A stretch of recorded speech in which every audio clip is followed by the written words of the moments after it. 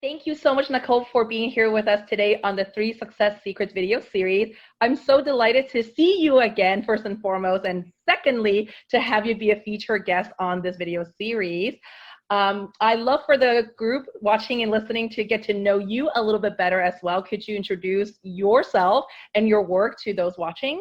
Absolutely. I am so delighted to be with you. My name is Nicole Greer, and they call me the Vibrant Coach. My company is called Vibrant Coaching. I live down in Charlotte, North Carolina, and I do one-on-one coaching with executives, people in career transition. I also do training, and I do public speaking. I know we've talked about how you help others succeed and create the life that they want.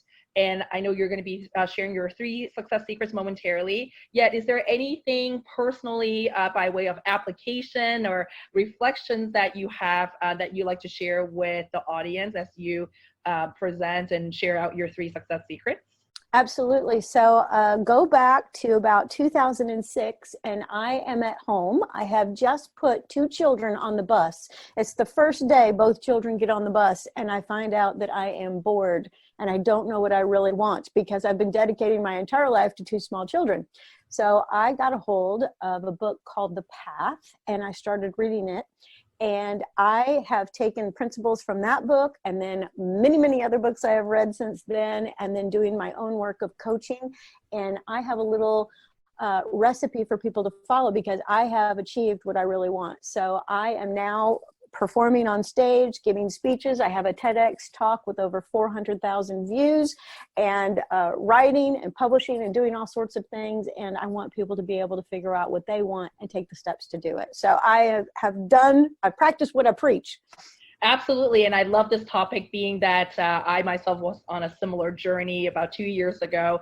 I wasn't bored per se yet. I felt like I wasn't moving forward in the way that I really felt like I could and wanted to, and dove into a lot of this inner work that I know we've talked a bit about, Nicole.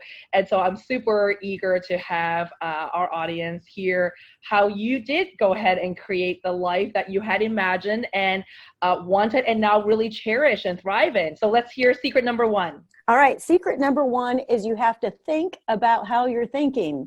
It's called metacognition, and there are three perspectives. There is an introspective, a retrospective, and when you put those two together, you get a prospective, which creates this kind of fun thing called creative fusion, and that's when you start to get what you really want. That's secret number one. Wonderful. Let's hear secret number two. All right, secret number two is that you have to make a decision.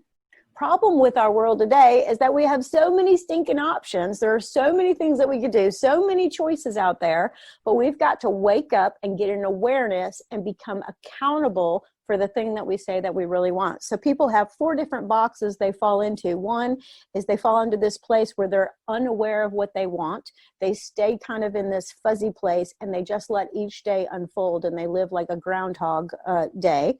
And then they have this ability to let other people around them form and create what they do with their life, right? So you might have a boyfriend or a husband or a mother or somebody who is feeding into your life, and through socialization we make decisions. But I want you to get in a place where you're aware and making decisions for yourself. So you have to figure out what decision you want to make. That is the second part of thinking, making good decisions. And secret number three is understanding how your brain works. So your brain has three functions. The first function that happens is that you go, you know what I could do? And you come up with an idea.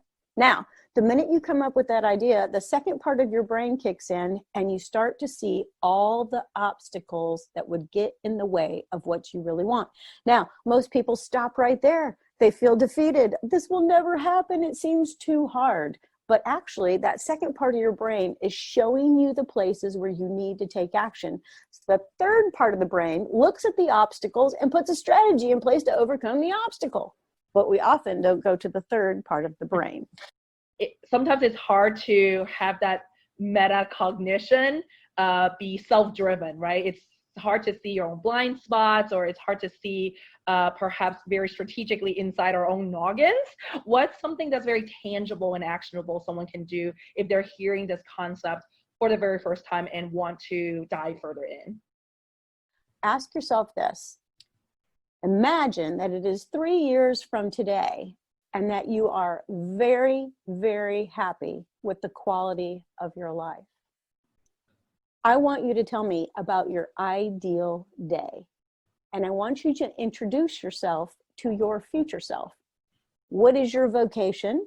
Who are you with? What are you eating? What are you wearing? Where are you going? What are you doing? And how are you bringing yourself fully to the world?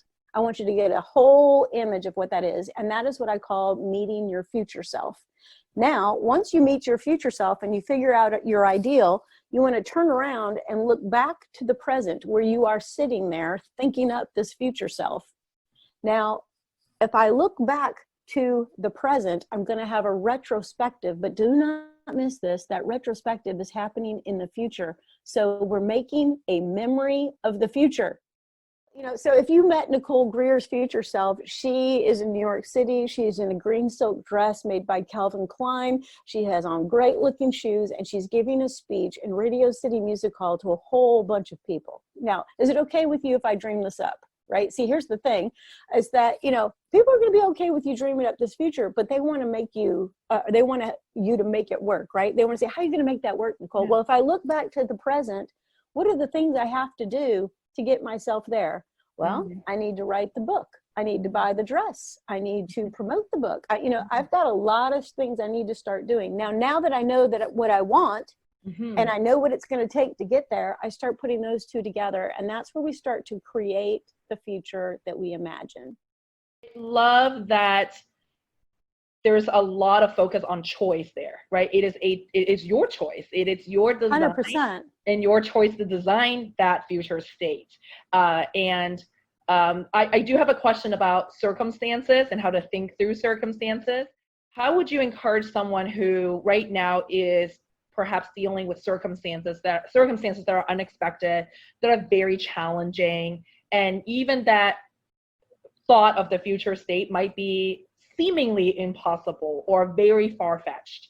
What is a piece of counsel or encouragement you would give to somebody feeling that way right now? Write this down, everybody. CTFAR. CTFAR. Okay, I know it makes no sense, but that's how you can remember it. Okay. CTFAR. CTFAR. Okay?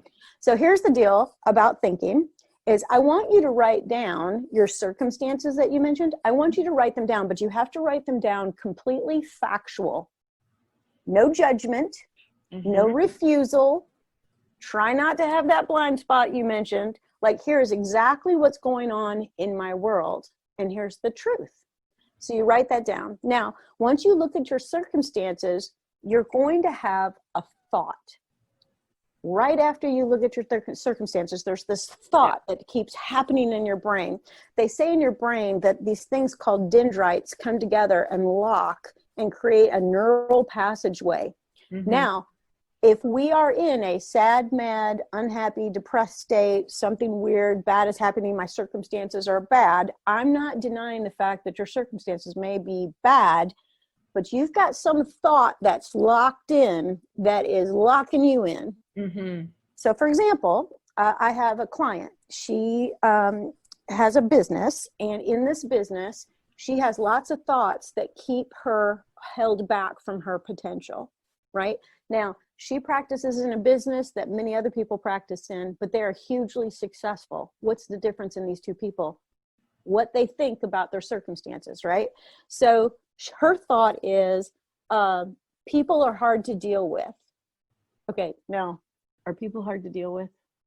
They can be. They can be. But if we think that, and all day long we have to deal with people, what kind of day are we going to have? Not a very good one. Right, a terrible day. That's right. Yeah. Right. Now, Right. She thinks in her mind, people are hard to deal with. So now, after the T, we have the F. So if I think all day long people are hard to deal with, do I have a bad feeling? Oh, absolutely. Frustration. Okay, frustration. Okay, there's a good feeling. Now, if I have frustration from the very first thought of my day, what action will I take? Will I pick up the phone and call more customers? Probably not. No. And then what will be my result? I will have no customers.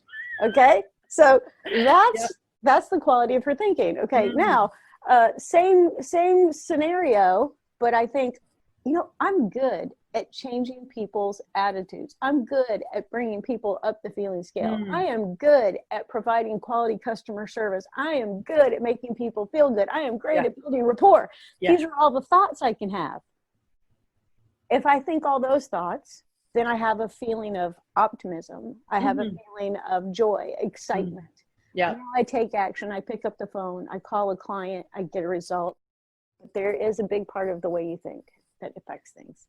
I can personally attest to the power of thinking, because what's interesting is about a year and a half ago, I had a set of circumstances that mirror almost what I encountered towards the end of last year.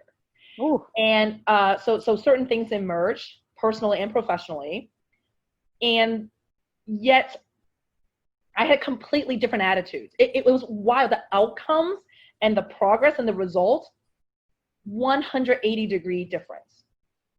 And, some people claim that when I tell the story, they say it's experience. I go, yes, some of it, absolutely. I learned how not to think, or I learned how better to think. Yet that experience was really centered on my thinking. If you're just lucky enough to figure out that you're stuck, like, think about how lucky you are if you go, I am stuck. Yeah, wonderful. Okay, so let's think about what's the thought that's keeping you stuck. Let's go back up, look at our circumstances, pick a new thought that gets us a new feeling, that gets us a new action and a new result. Let's wrap up by having you share how people can continue the dialogue with you. I certainly can talk to you for hours. For those wanting to hear more and learn more from you, what's the best path to do that? Best path to do that is to go to www.vibrantcoaching.com, or you can call me at 704-502-4953. And it's Nicole at Vibrant Coaching. And there's no H in my Nicole. Thank you, Nicole, for generously sharing your 3 success secrets to creating the life that you imagine and deeply want. I so appreciate your thought partnership here, and always a delight to talk to you. You I too. look forward to having you back on the series before long.